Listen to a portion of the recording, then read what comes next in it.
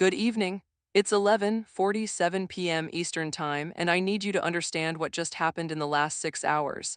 Because if you're not paying attention to this right now, you're going to wake up tomorrow in a world that has fundamentally shifted beneath your feet.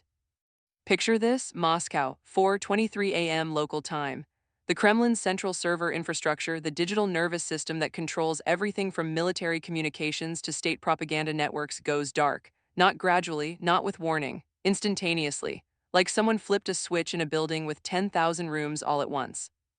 Imagine the scene inside that fortress right now. Intelligence officers staring at black screens, generals reaching for secure phones that won't connect, the entire apparatus of Russian state power blind, deaf, severed from itself.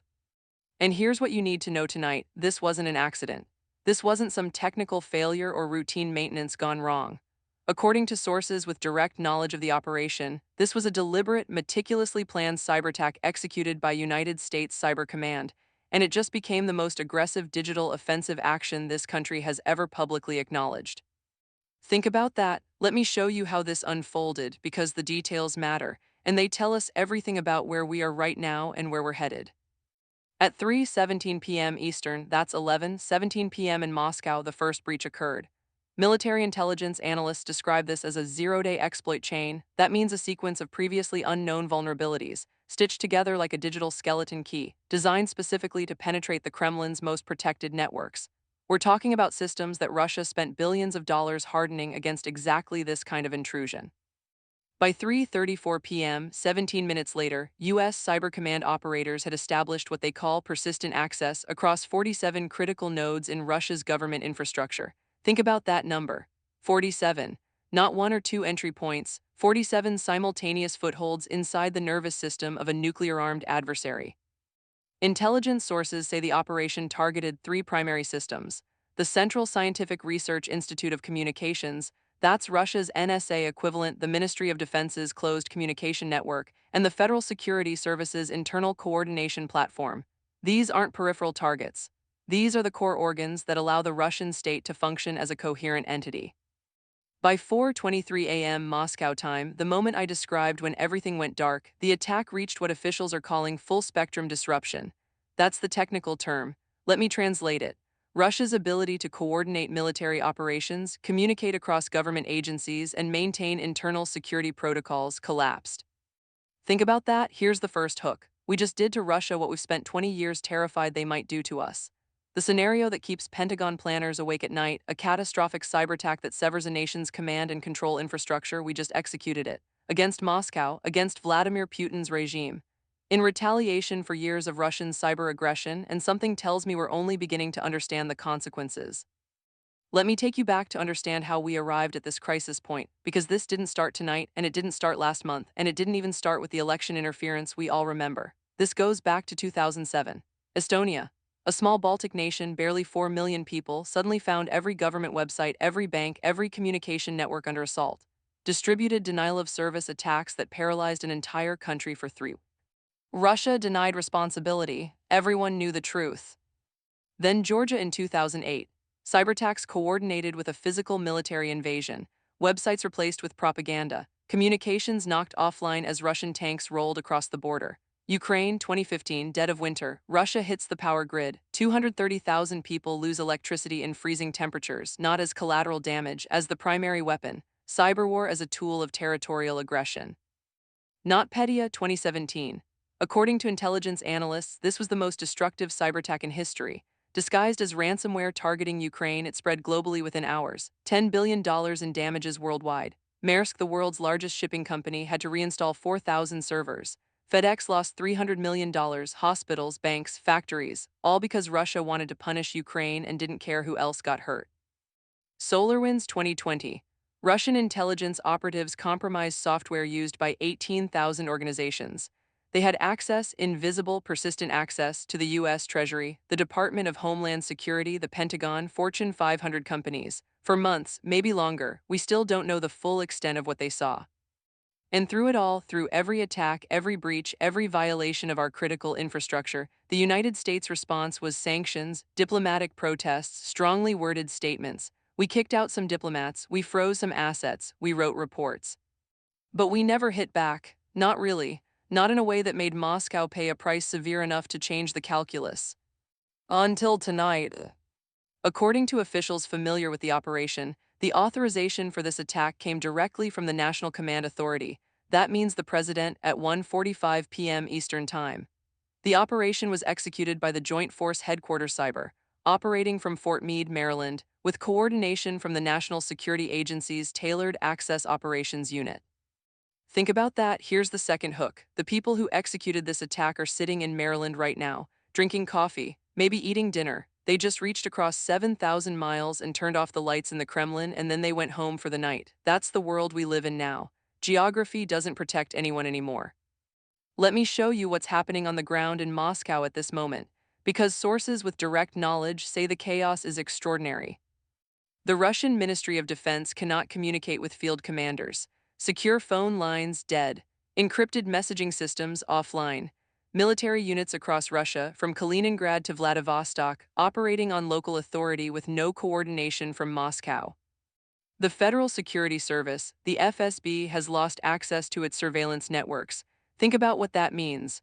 Russia's domestic intelligence apparatus, the organization responsible for monitoring dissidents and enforcing state control, blind. State media networks are broadcasting, but they're not receiving direction from the Kremlin. According to sources monitoring Russian communications, producers at RT and Sputnik are making editorial decisions on their own because they can't reach their supervisors. And here's what makes this truly unprecedented. The disruption extends to what intelligence analysts call air-gapped systems. Those are networks physically isolated from the internet precisely to prevent this kind of attack. Russia thought those systems were unhackable. They were wrong. Sources describe the methodology as supply chain compromise with hardware implants. That means U.S. intelligence operatives, over a period of months or possibly years, infiltrated the manufacturing process for critical computer components. When Russia installed those components in their most secure facilities, they unknowingly gave us the keys. Think about that. Here's the third hook. This wasn't a hack in the traditional sense.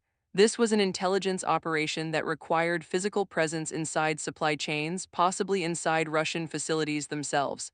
People risked their lives to make tonight possible, and we may never know their names. Let me take you inside the emergency response that's unfolding right now, because according to intelligence sources, the Russian government is in full crisis mode. At 4:51 a.m. Moscow time, 28 minutes after the attack reached full disruption, an emergency meeting convened in the underground command center beneath the Kremlin.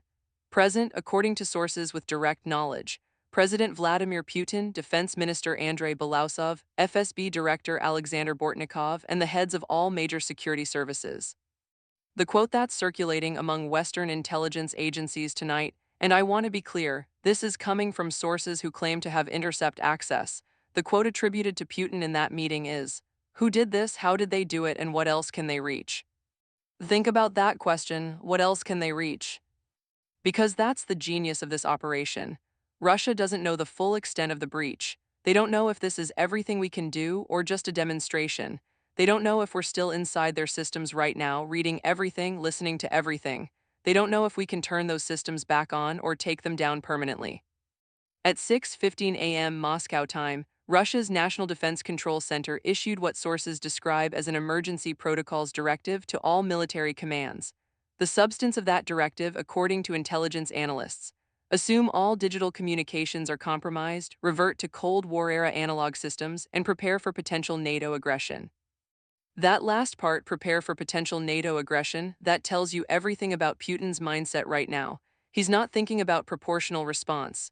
He's thinking about survival. He's thinking about whether this is the opening move in a broader campaign to decapitate his regime. At 7:03 a.m. Moscow time, the Russian ambassador to the United States, Anatoly Antonov, was summoned to the State Department.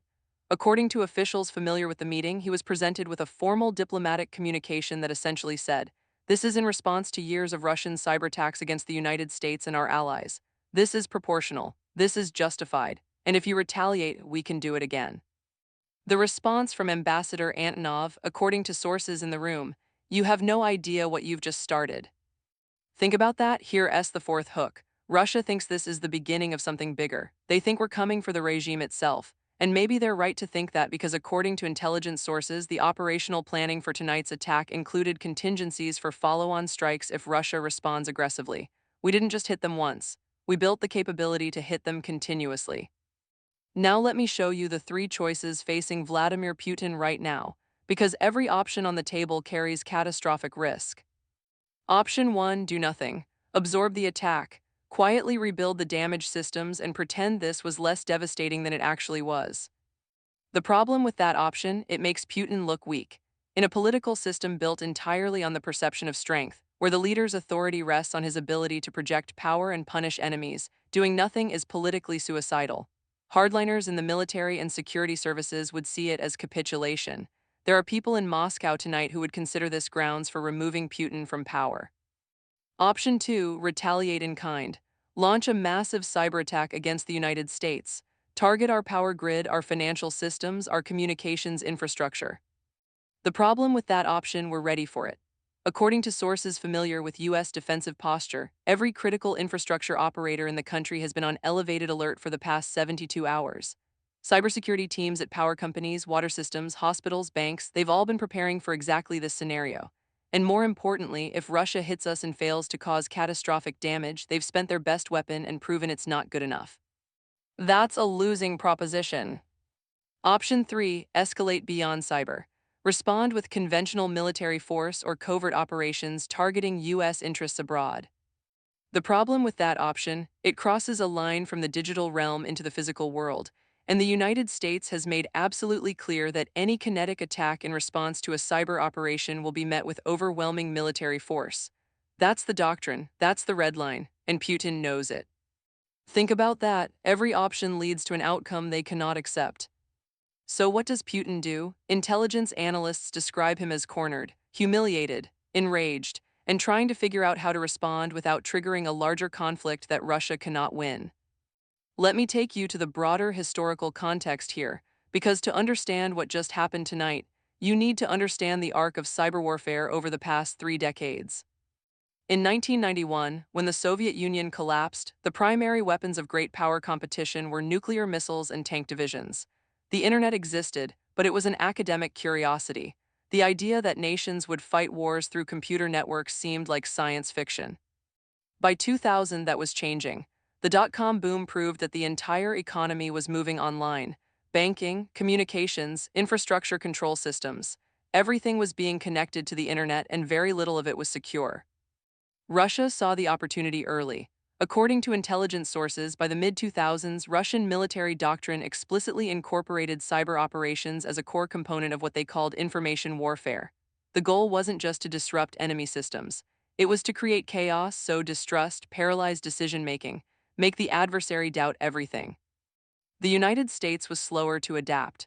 We had the technical capability. The NSA is, by most accounts, the most sophisticated intelligence organization in human history, but we were constrained by legal frameworks, political hesitancy, and a doctrine that treated cyberspace as a domain separate from traditional warfare. That gap between Russia's willingness to exploit cyber weapons and America's reluctance to use them, that gap defined the last 15 years. Russia attacked, we defended, they pushed boundaries. We drew red lines and then watched them get crossed without real consequences. But something shifted. According to officials familiar with internal White House deliberations, the calculus changed after Russia's interference in the 2024 election cycle. Not just the disinformation campaigns that we've all heard about, but evidence, still classified, of Russian attempts to compromise vote tabulation systems in swing states. Sources with direct knowledge say the intelligence was unambiguous. Russia didn't just try to influence the election through propaganda.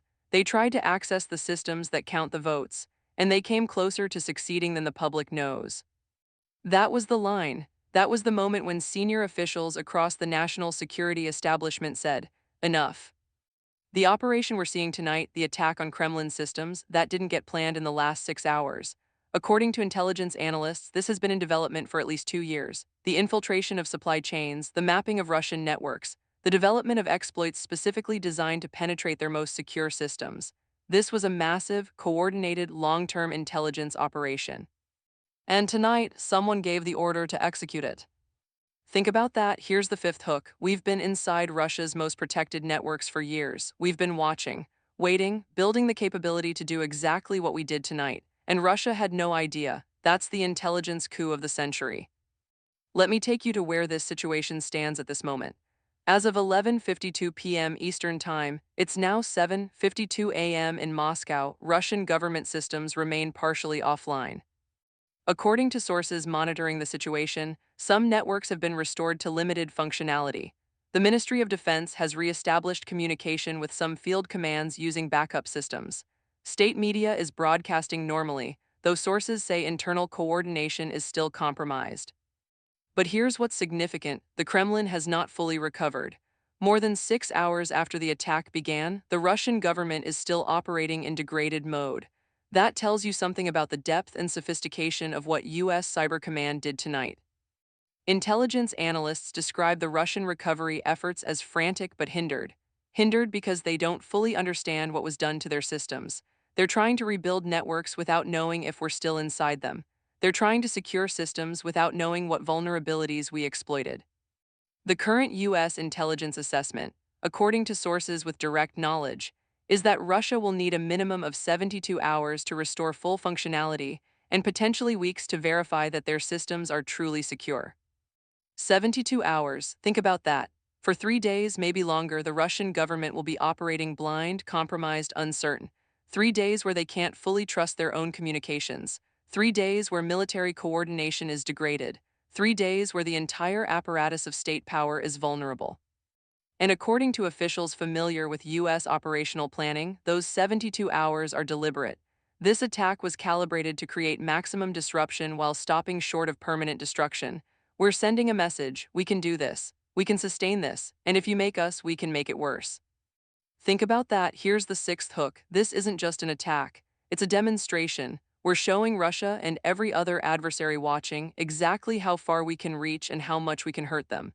And we're doing it in a way that leaves room for escalation if they don't get the message. Here's what makes the next 72 hours so dangerous. And I need you to understand this because we are in uncharted territory right now. Russia has never experienced a cyber attack of this magnitude against their core government systems. Never. Not from the United States, not from anyone.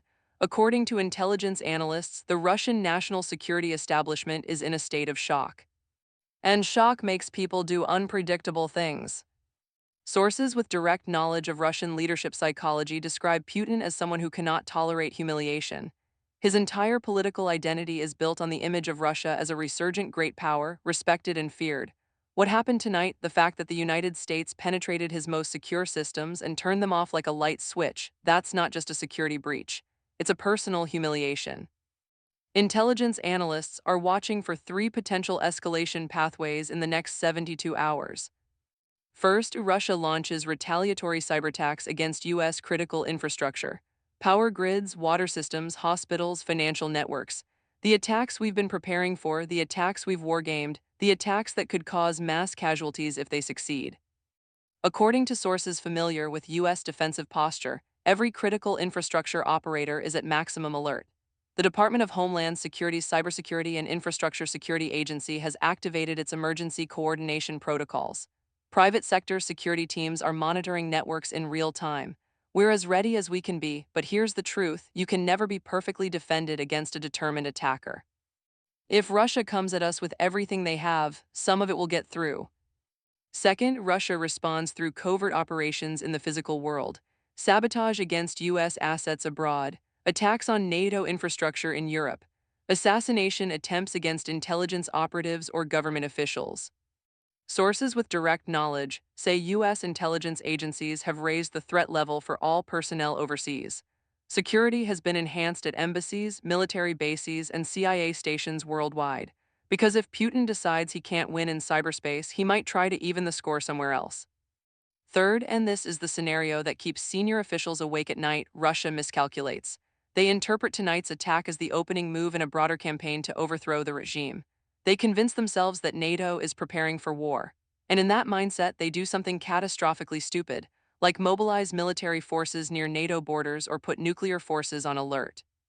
That's the danger of this moment. Not that either side wants a war, but that Russia feels so threatened, so cornered, so humiliated, that they take actions that trigger an escalatory spiral nobody can control.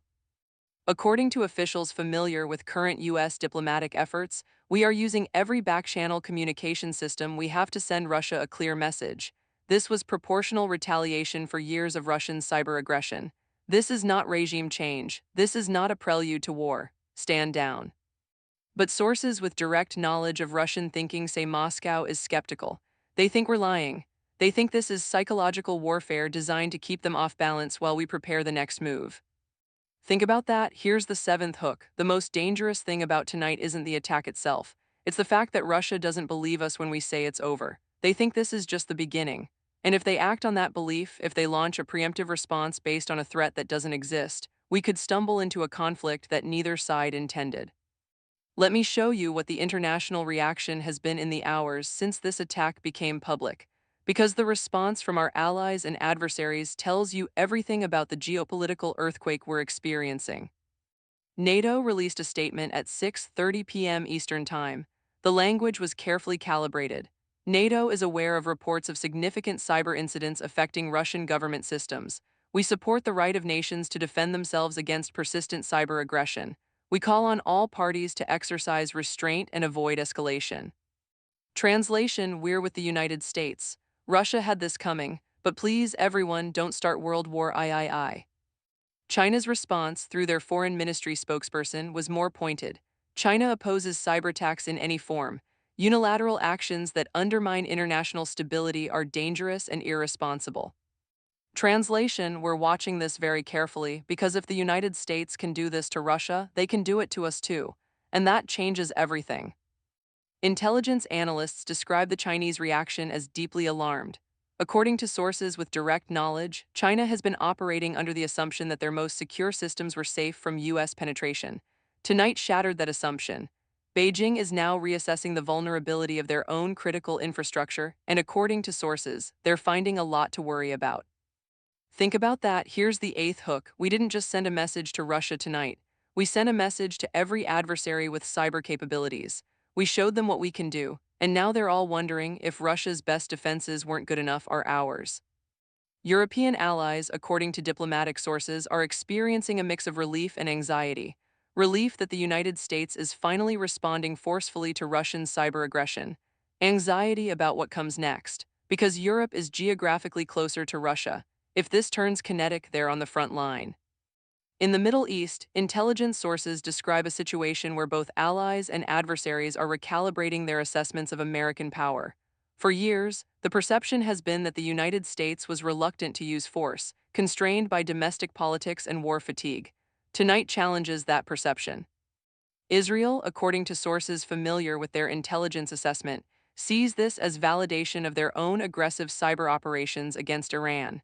The United States just gave them political cover by demonstrating that sophisticated cyber operations are legitimate tools of national defense. Iran, conversely, is reportedly in crisis mode. According to intelligence analysts, Tehran is now operating under the assumption that their nuclear facilities, which they believed were secure after hardening them following Stuxnet, might be vulnerable to similar U.S. operations. This is what a demonstration of power looks like in the 21st century. You don't move carrier groups or deploy divisions. You reach across the world at the speed of light and turn off the lights in your adversary's command center, and everyone else watches and realizes that the rules just changed. Let me bring this to what it means for anyone watching tonight, because this isn't just about Russia, and it's not just about cyber operations, and it's not just about military strategy. This is about the fundamental nature of power and vulnerability in a world where everything, and I mean everything, is connected to the internet. Your bank account, your medical records, the power grid that keeps your home lit and heated, the water treatment plant that makes your tap water safe, the 911 system that responds when you call for help, the traffic lights that keep intersections from becoming demolition derbies, all of it connected, all of it vulnerable. What happened tonight in Moscow could happen in Washington, or New York, or Los Angeles. The same techniques U.S. Cyber Command used to penetrate Russian systems, adversaries are trying to develop those capabilities against us right now. According to sources familiar with U.S. critical infrastructure security, we face persistent, sophisticated cyber intrusions every single day. Chinese intelligence operatives probing power grids, Russian hackers mapping financial networks, Iranian groups testing hospital systems. North Korean teams targeting defense contractors. Most of those attacks fail. Our defenses are good, but they're not perfect, and the adversaries are persistent. They only need to succeed once. So when you hear about what happened tonight, about the United States reaching into the Kremlin's most secure networks and shutting them down, yes, that's a demonstration of American power. But it's also a reminder of American vulnerability, because we're just as dependent on digital infrastructure as Russia is, maybe more so. The question we face now is what comes next. Does tonight mark the beginning of a new deterrence framework, where adversaries understand that cyber aggression will be met with overwhelming cyber retaliation? Or does it trigger an escalatory cycle of attack and counterattack that spirals beyond anyone's control?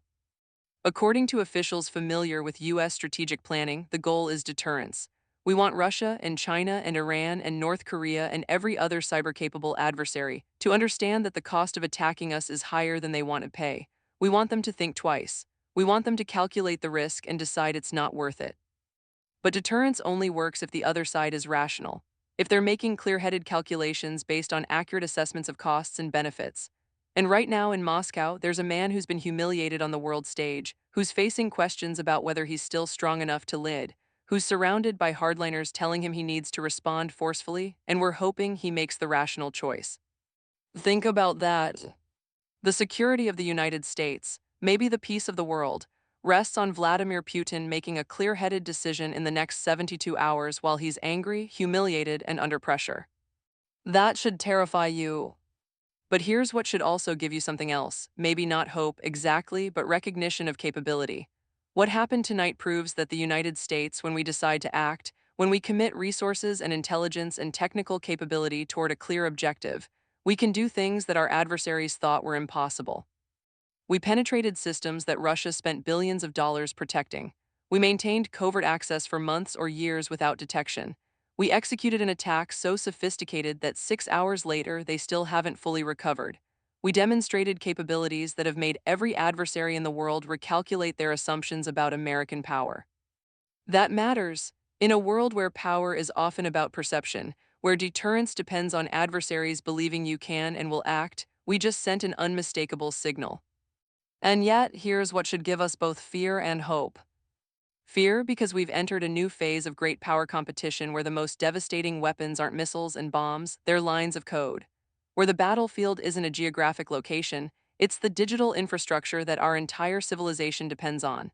Where the distinction between war and peace becomes blurry because you can cause catastrophic damage without ever putting soldiers at risk.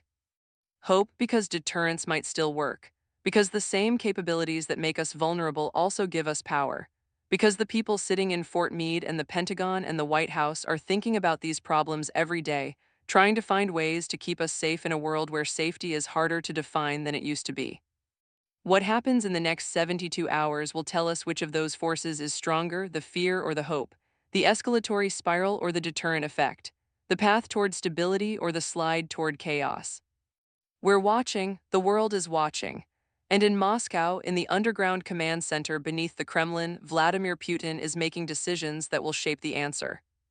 I'm Rachel Maddow, thank you for being here. Stay informed and good night.